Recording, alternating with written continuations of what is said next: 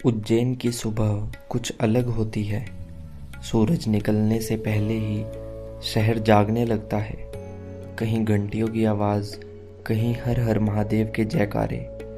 और उन्हीं आवाज़ों के बीच एक युवक धीरे धीरे महाकाल मंदिर की ओर बढ़ रहा था। वह पहली बार उज्जैन आया था, लेकिन बाकी लोगों की तरह उसके हाथ में कोई लंबी विश लिस्ट नहीं थी। न नौकरी की चिंता, न पैसे की मांग, न कोई बड़ी इच्छा।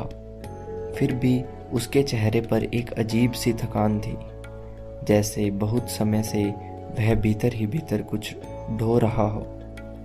मंदिर के बाहर भीड़ थी, लोग जल्दी में थे, हर कोई जल्दी दर्शन करना चाहता था। लेकिन वह युवक धीरे धीरे चल रहा था, मानो उसे कहीं पहुंचने की जल्दी ही ना हो। कुछ देर बाद वह गर्भगृह के सामने पहुंचा। भीड़ पीछे से उसे आगे बढ़ा रही थी, लेकिन उसकी नज़र बस महाकाल पर टिक गई। उस पल उसने आंखें बंद की और पहली बार उसे एहसास हुआ कि उसके मन में मांगने के लिए कुछ बचा ही नहीं है। न कोई शिकायत, न कोई सवाल, बस एक अजीब सी शांति। वह कुछ सेकंड वहीं खड़ा रहा, फिर भीड़ उसे आगे ले गई। मंदिर से बाहर आने के बाद वह सीढ़ियों पर बैठ गया। सुबह की हवा धीरे धीरे बह रही थी, घंटियों की आवाज़ अब भी गूंज रही थी।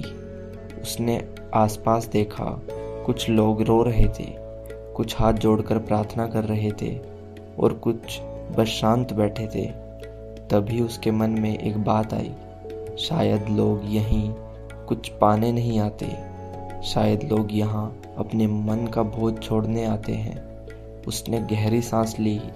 कहीं महीनों बाद उसे भीतर हल्कापन महसूस हो रहा था। उस दिन उसने उज्जैन में पूरा दिन बिताया, न कहीं घूमने गया, न कहीं फोटो ली। बस कभी मंदिर के पास बैठा रहा, कभी शिप्रा किनारे। शाम होते होते उसे एहसास हुआ कि सुबह वाला इंसान अब वह नहीं रहा। उसकी समस्याएं अब भी वही थी, लेकिन उन्हें देखने का तरीका बदल गया था। रात में जब वह लौटने लगा तो उसने आखिरी बार मंदिर की ओर देखा। दूर से घंटियों की आवाज़ आ रही थी और उस पल उसके चेहरे पर एक छोटी सी मुस्कान थी, क्योंकि इस बार वह महाकाल से कुछ मांग कर नहीं जा रहा था, बल्कि कुछ छोड़कर जा रहा था। अपनी बेचैनी, अपना डर, अपना भारी मन। और शायद इसलिए लोग बार बार उज्जैन आते हैं, क्योंकि यहाँ हर समस्या ख़त्म नहीं होती, लेकिन मन को उन्हें सहने की ताकत ज़रूर मिल जाती है।